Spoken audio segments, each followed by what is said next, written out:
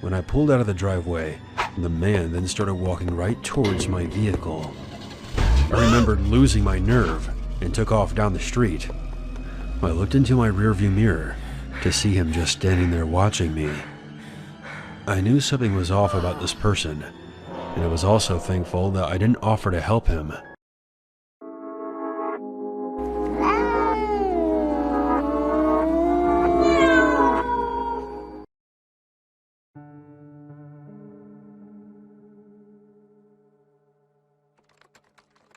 Let me give you some background before I begin my story. This took place in the summer of 2014. I'm a female who was 22, turning 23 that fall. I don't want to share my location, so I'll be making some minor changes for privacy reasons. I live in a small college town. I've lived there my whole life, and I've graduated from there. There's a lot of history in this little town, but unfortunately we do have a drug problem here. Other than that, we don't get a whole lot of crazy around our small town. I worked at a gas station that was owned by a family member. My husband and I worked opposite shifts. I was the early bird, so I would work the morning shift. I would get up around 3:30, 4 o'clock, and open the store by 5.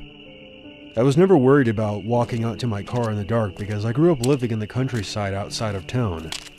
I loved being outside, even when it was dark. I used to lie in the grass and look up at the stars. When my friends would come over, we would always play Ghost in the Graveyard at night and did your typical teenager stuff during dark hours. Just messing around and having a little fun. We owned about 4 acres of land, and no one ever bothered us, so I was used to being outside in the dark with no fear at all, which I'm not too fond of because I was so used to being in an open space, and I was never really a city girl, even to this day. Now that you've got some background, let's get into the story. Now this is going to be a 2-part story, so bear with me, because both of these incidents occurred very close to each other. As I mentioned before, it was the summer of 2014. I was getting ready for work like I usually did.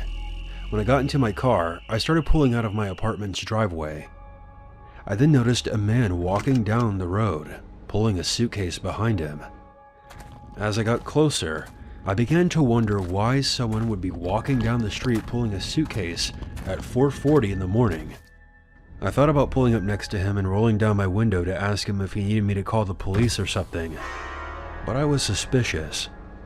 I grew up being told not to talk to strangers or to pick up hitchhikers, so there was no way that I was going to let a stranger into my car. But I'm also a nice person, and I'm always willing to help in any way that I can. But I wouldn't do something that could put my life in danger. When I pulled out of the driveway, the man then started walking right towards my vehicle. I remembered losing my nerve and took off down the street. I looked into my rearview mirror to see him just standing there watching me. I knew something was off about this person, and I was also thankful that I didn't offer to help him. Some of you might think, oh, you're just over-exaggerating. But come on, why would this man come right at my vehicle? And what the hell was he doing walking with a suitcase in the middle of the street at 4 o'clock in the morning? Once I reached my work, I called the police and reported it. I told them that I was just a concerned citizen, and I have been living in this neighborhood for the past 4 years, and I had never seen this man before. The police told me that they would send a car out to patrol the area. Hours went by, and I didn't hear anything from them, so I decided to call them back and inquire if they found anything. They told me that there was no trace of the man, so I just brushed it off and went about my day.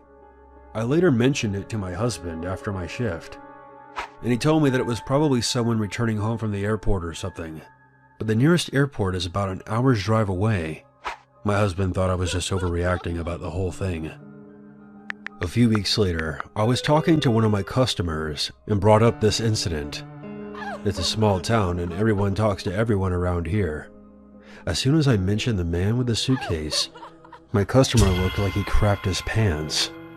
He then started telling me that the police had recently discovered bodies in suitcases in our county.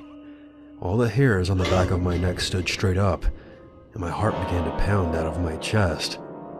My customer asked me if I remembered what he looked like, but I didn't really get a good look at him. I'm not 100% sure if the man that I saw was the suitcase killer, but regardless, I'm glad I didn't stop to help that man. A couple of months later, I was again getting ready for work. I headed out of the back door of my apartment. My husband and I lived at the end of the hallway, so I figured I would just park my car close to the back door because I thought it would be easier than going all the way down the hallway. Plus, a lot of the front parking spots are always taken. When you go out of the back door, there are these huge pine trees lining a cement pathway that guides you to the back parking lot. It was still dark out, and the moment that I opened the back door, straight ahead was the dark figure of a large man running straight towards me. I didn't hesitate and I slammed the door shut and rushed back into my apartment. My heart was pounding violently inside my chest. I was in full-on flight mode. I had never run so fast in my life. The moment that I reached the bedroom, my husband literally sat straight up and asked me if I was alright. After I explained to him what was going on, he stood up from the bed and headed to our door to look through the peephole to see if there was anyone in the hallway. He saw nothing, so he opened the door a crack and started looking around. But there was no one there. I was still shaking, even when my husband walked me out to my car. I'm lucky to have such a great guy for a husband. Later that day, when my husband arrived at the gas station for his shift, he told me from now on to park in the front where the lights were. The same week, I ended up buying some pepper spray just in case I needed it in the future.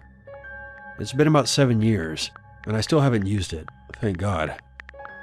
But I want to warn you all, even though you feel like you're safe in your own neighborhood, you still have to take precautions.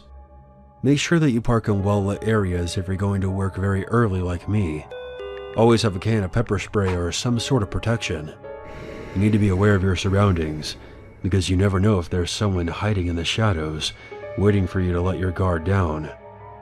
There are a lot of freaks roaming the streets, and you have to be careful out there, and if something doesn't feel right, follow your gut.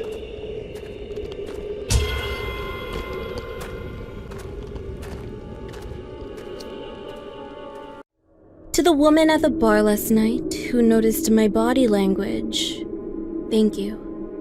You couldn't have known the specifics. Maybe the guy that was being aggressive with me was my boyfriend, and we were just having a fight. Maybe you were afraid to get involved in a stranger's business, but you saw my nervous, intimidated body language, and you acted.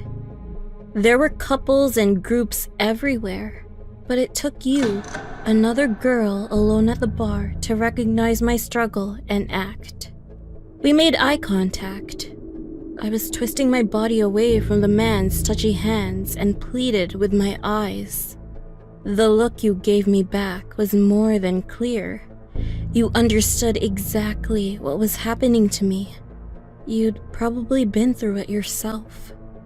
I can see you coming over and calling me by a generic term instead of a random name.